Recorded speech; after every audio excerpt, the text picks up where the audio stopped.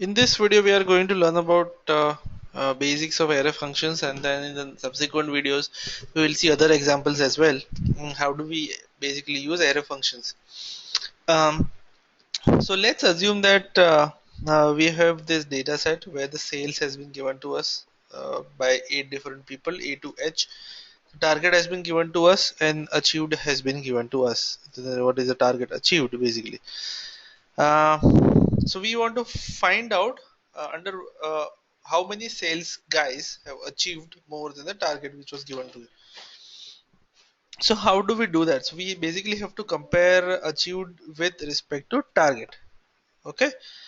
So one idea is we compare this whether this greater than this.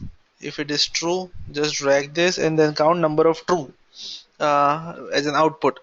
So that is one idea. Another one is we can basically use the array function, which basically says that I will just explain why I have used some, which basically says that you compare this data set with the data set which is given to you, which is greater than equal to achieved data set. Okay, that's basically the premise. And my achieved should be greater than, or my target should be, or rather it should be other way around. My achieved should be greater than equal to my target data set. I'll close the bracket and I'll simply multiply, and my achieved should be greater than 0. So basically this means is compare achieved with target, and whenever you have achieved with target, multiply with your data set which is greater than 0, which is achieved, as in you have achieved something. So this simply multiplying. So this output will give me whether a true or false, and this output will also give me a true or false.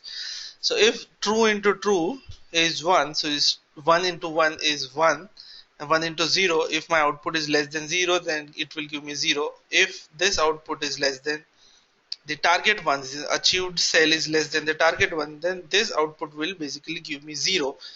And if my target is greater than 0, then this will give me 1. So 0 into 1 will become a 0, and I'm basically summing up all the ones and zeros.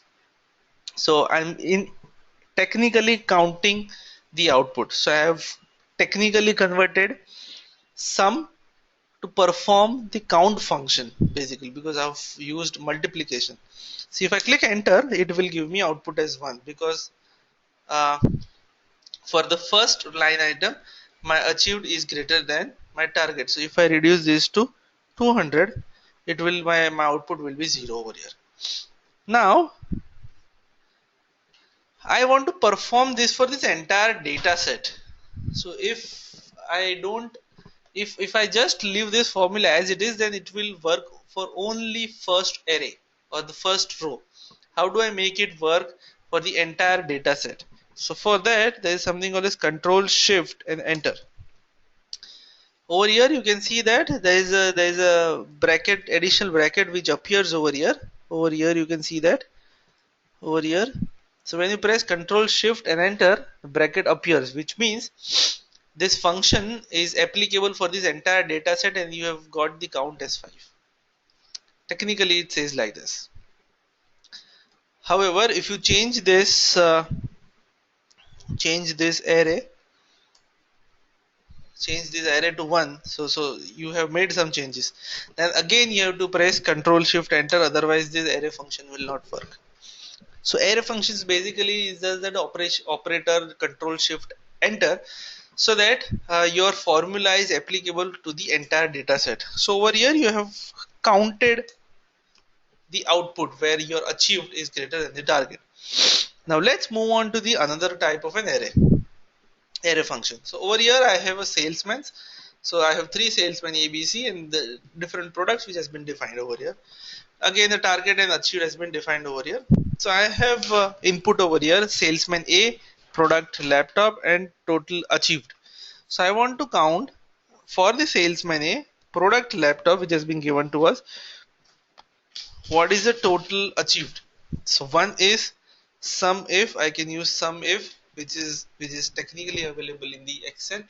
So I'll just provide the or sum if s, because I have multiple functions. Sum range is achieved s. My criteria one is the salesman's, and my criteria two is products, which is over your laptop. I'll close the bracket and it will give me output as 557. Another way to do is using sum and if separately. So I'll start with sum. Within the bracket I will write if function, and I will compare this data set. So with this, sales is equal to my input multiplied with my product equal to this laptop, and then so this is my logical condition. So where I have to match my sales as in A and the product is laptop.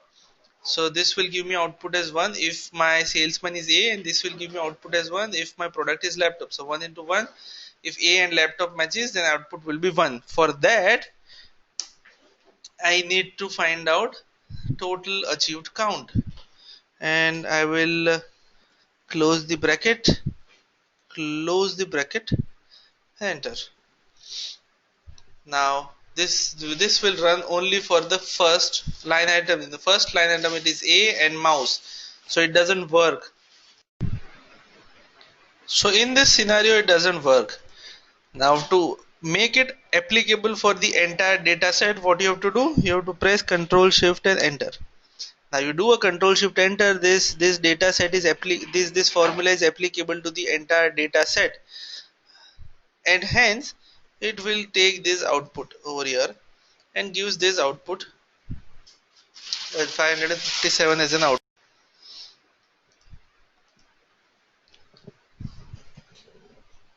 So that's basic premise of array function, where if you find it difficult in writing a formula, you can directly write an array function by and make it applicable to the entire data set by pressing Control Shift Enter.